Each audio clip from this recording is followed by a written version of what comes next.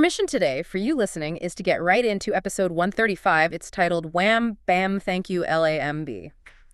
We want to quickly get our heads around the results, which were pretty controversial, and really understand the why behind the rankings. Think of this as your shortcut into this specific musical battle. And the lineup for Group 135, I mean, talk about a stylistic clash. It's maybe one of the most jarring ones we've seen. Just imagine this. Yeah. You've got Green Day's Dookie, pure 90s pop punk. Classic. Then, another late night from Groove Armada, which is this electronic chill-out mix thing. Then Lies by Guns N' Roses, that early, raw, hard rock sound. And then, completely out of left field, Gwen Stefani's Love Angel Music Baby. Wow, yeah, that's a tough group to judge side by side. How do you even start comparing, say, GNR to Groove Armada? Exactly. That's where the tension is, right? And it's precisely why the #1 album here was such a shocker. Okay, don't keep us in suspense. Who took the top spot? Well, this structure, it really forces you to judge purely on quality and consistency. Forget the genre tags for a minute.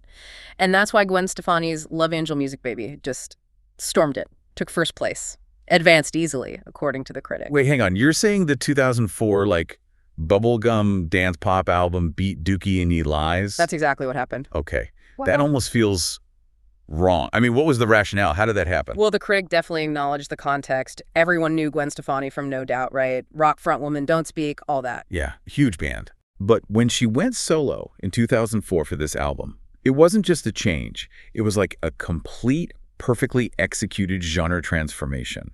The source literally calls it a stunningly good bubblegum pop album. I do remember that shift. It was huge visually, too, with the whole Harajuku thing. Yeah. But was the album itself that strong all the way through, not just a couple of big singles? Apparently, yes. The critic really stressed the depth here, described it as full of catchy, cool, well-produced pop numbers. The sound was just on point, sharp melodies, pumping pop beats, and Gwen's strange lyrical imagery. Yay. It felt ambitious, fresh, and crucially for this quest, really consistent. So no weak spots, basically. The source mentioned the opener, What You Waiting For, kind of set the tone. Yeah, set the bar high right from the start. And that consistency, like we said, that's everything in this quest. They even pointed out deeper cuts, like The Real Thing, calling it a beautiful little pop ditty. Right. It suggests the whole record was just, polished. The source didn't mince words. This album easily wins this group. Quality and consistency just blew the others away in this context. Okay, so Gwen Stefani takes the crown easily. Who managed to grab that vital second place spot then? Did rock make a comeback, or was it another surprise? The second spot, securing advancement, went to Lies by Guns N' Roses.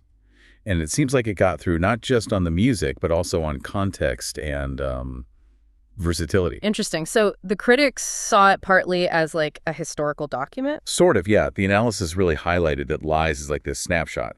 It shows how tight Guns N' Roses were immediately before they shot to stardom with Appetite for Destruction. Yeah. Captures them right on the edge, which gives it this raw, authentic feel. And musically, it's kind of two EPs smashed together, right? The live stuff and the acoustic stuff. Did that help show range? Exactly. That mix seemed to work in its favor here. The source pointed out the cool cover of Aerosmith's Mama Kin showing their roots, but also praised the other side of them. Yeah, people forget GNR had that softer side. They just get pegged as, hard rock mayhem. They do, but Lies really showcases it, and that softer acoustic side was apparently compelling enough for second place. The critics specifically mentioned Patience, obviously, and also called One in a Million cool. So that blend of the raw energy with these, surprisingly well-written acoustic moments showed enough range and quality to just edge them through. Okay, so we've got pop and hard rock moving on.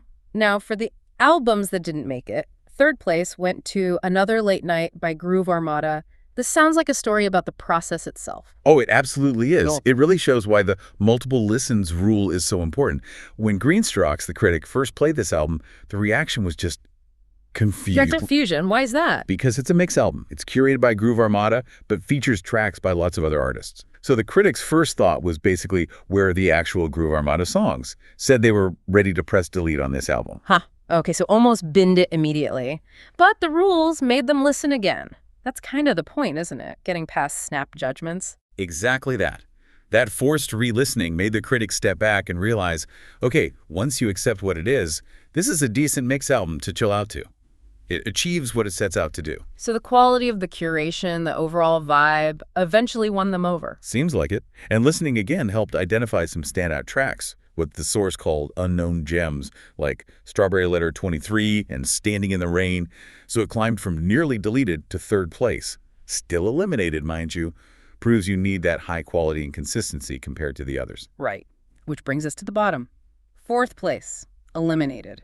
Green Day's Dookie. Wow. For so many people, that album is like untouchable 90s punk rock. How on earth does it end up last in this group? Yeah, this is where the critique gets pretty blunt and where this whole quest format really exposes perceived weaknesses, even in beloved albums.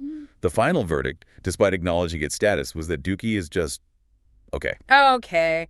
Ouch. That's almost worse than calling it bad. What was the main issue? The core criticism was that it's just a little bit too much punk rock by numbers. Yeah. Basically formulaic. It ticks the boxes fast, 3 chords, teen angst, but maybe doesn't consistently do much more than that across the whole record. So, competent, hits the mark, but maybe lacks that special spark track after track. Precisely. The Sorts admits they're clearly competent musicians and can definitely write a good tune. I mean, you can't argue with Basket Case. No, you can't. But when you're forced to listen to Dookie right next to the, say, immaculate production of L.A.M.B. or the raw versatility of Lies, maybe the other tracks, the non-singles, start to feel a bit samey or less impactful. That's the brutal reality of direct comparison, I guess. Takes the nostalgia away and just puts the music head to head. And what really seemed to seal his fate was the assessment that the material on Dookie, beyond those huge hits, was average at best. And then, crucially, the critic immediately compares it to Green Day's later work, saying it's certainly not in the same league as American Idiot.